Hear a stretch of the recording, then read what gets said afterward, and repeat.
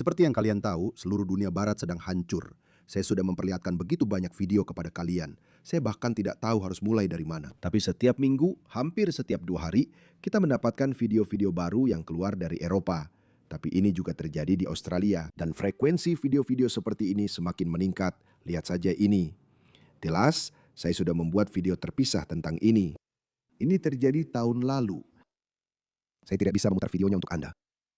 Saya akan menyertakan tautan ke semua video yang akan saya tunjukkan kepada Anda di deskripsi.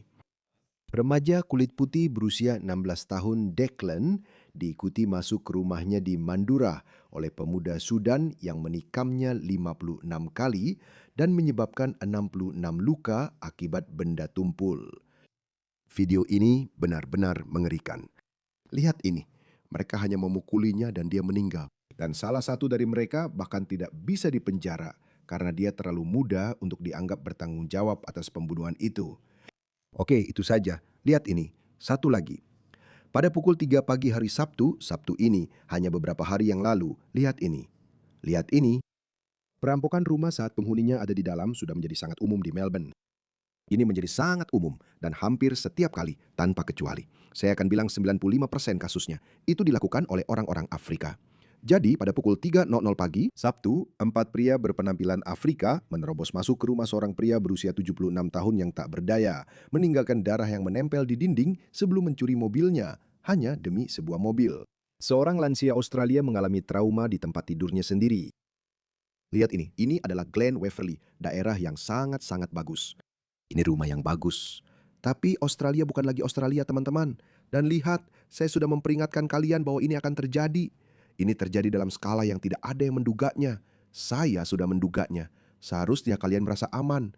Dan saya sudah pernah mengatakan ini sebelumnya. Bahkan pada puncak perang antar geng di sini, bahkan anggota geng yang saling bersaing pun tidak akan membobol rumah orang. Mereka akan menunggu saingannya keluar, lalu mereka akan melakukan penembakan dari kendaraan yang melintas. Atau mereka akan menunggu targetnya keluar dari rumah, lalu mereka akan membunuhnya. Tapi ini adalah fenomena yang bukan khas Australia. Orang-orang ini, sekali lagi, karena mereka orang Afrika, mereka membawa nilai-nilai yang berbeda. Mereka membobol rumahmu, rumah kita yang rapuh. Saya tidak tahu apakah orang-orang tahu, kebanyakan orang Eropa mungkin tidak mengerti itu. Kami tidak punya teralis di jendela kami. Kami punya pintu yang sangat rapuh, jendela yang sangat rapuh. Kamu tahu, ketika kamu pergi ke Luton, ketika kamu pergi ke London Timur, ketika kamu melewati Paris atau semacamnya, kamu melihat orang-orang telah membarikade rumah mereka. Mereka memasang jeruji baja di jendela mereka. Kita tidak punya semua itu, tidak punya sama sekali. Kenapa? Karena kita tidak punya budaya pembobolan rumah. Tapi boleh saya katakan, kita mendatangkan orang-orang dari budaya liar yang tidak melihat ada yang salah dengan membobol rumah orang. Dan bukan hanya rumah saja. Lihat ini. Ini adalah stasiun Flinders Street yang ikonik di Melbourne. 6 remaja asing ditangkap di Flinders Street di Melbourne, Victoria tadi malam dengan 6 parang. Kita tidak akan pernah merasakan kedamaian lagi di Australia tanpa remigrasi. Kerja bagus, Lozi. Dia benar. Lihat ini. Semua orang asing. Tidak ada satupun dari mereka yang asli. Ada video lain, biar saya. Ini di Somalia, teman-teman. Lihat ini, perang habis-habisan. Lihat itu. Saling menikam, mengiris, dan menebas satu sama lain. Ini Melbourne, ini stasiun Flinders Street. Dulu tidak seperti ini, teman-teman. Dulu tidak seperti ini. Saya bukan sedang bernostalgia. Saya tidak sedang bercanda. Ini tidak pernah terjadi sebelumnya. Tapi tebak apa? Ini bukan akhir dari kemalangan kita. Oke? Jadi kita tahu geng-geng Afrika ini telah menghancurkan Melbourne. Akan terjadi Sydney. Sydney punya masalah yang berbeda.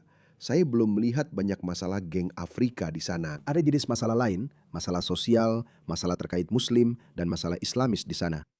Tapi di Melbourne, semua masalah geng berkaitan dengan pemuda Afrika.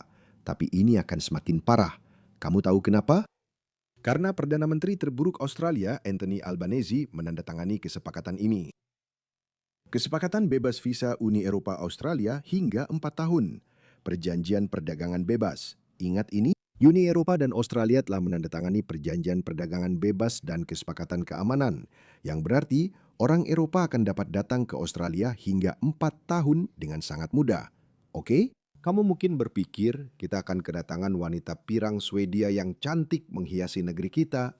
Tidak, justru orang Norwegia yang datang. Orang Belanda yang datang. Tidak, yang akan datang adalah orang-orang Eropa ini. Lihat orang-orang Eropa baru ini. Ini adalah Spanyol.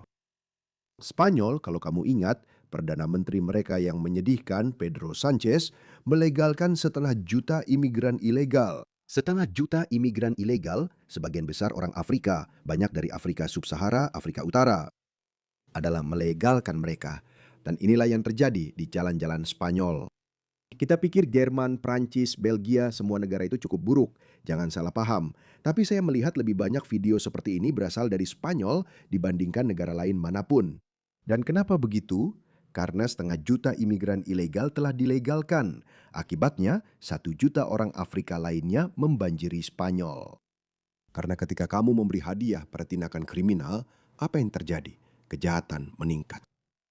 Lihat ini.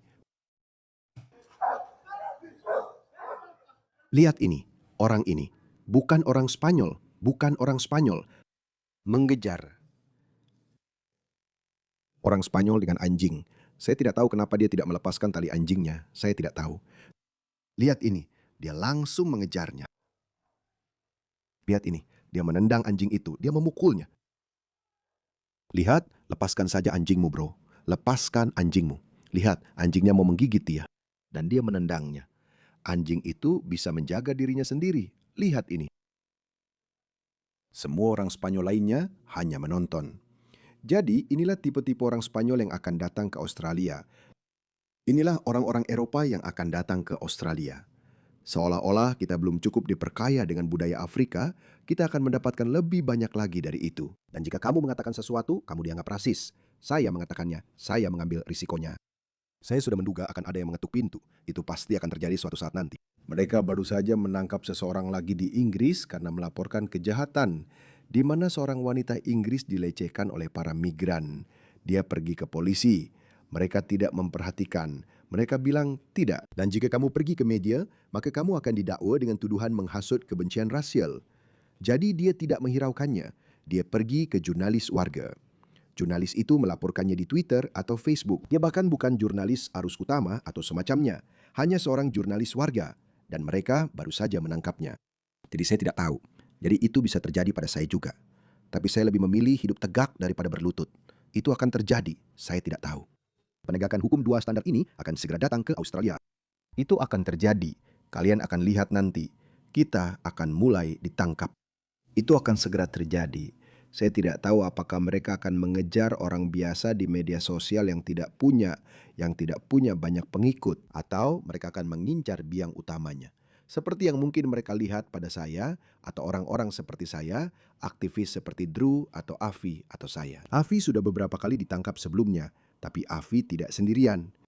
Jadi saya tidak tahu. Saya tidak tahu akan seperti apa ke depannya. Tapi teman-teman, kita harus melakukan sesuatu tentang ini. Kita tidak bisa membiarkan mereka terus memaksakan agenda mereka kepada kita tanpa perlawanan. Setidaknya, rakyat Inggris hampir setiap hari melakukan protes. Kita bahkan tidak melakukan itu. Saya tahu Pauline Hanson sedang naik daun. Dan saya tahu orang-orang mulai sadar.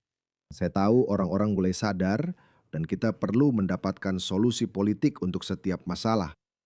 Saya tidak meminta kalian untuk melakukan kerusuhan, tapi kita perlu melakukan protes. Kita perlu meningkatkan upaya kita karena hal yang terjadi di pinggiran Melbourne ini akan menyebar ke kota-kota lain juga. Ini akan terjadi di mana-mana, dan mereka tidak akan mengubah arah karena mereka tenggelam dalam dogma ideologis mereka. Mereka percaya bahwa merekalah yang benar dan kitalah yang salah. Ini tidak akan berhenti.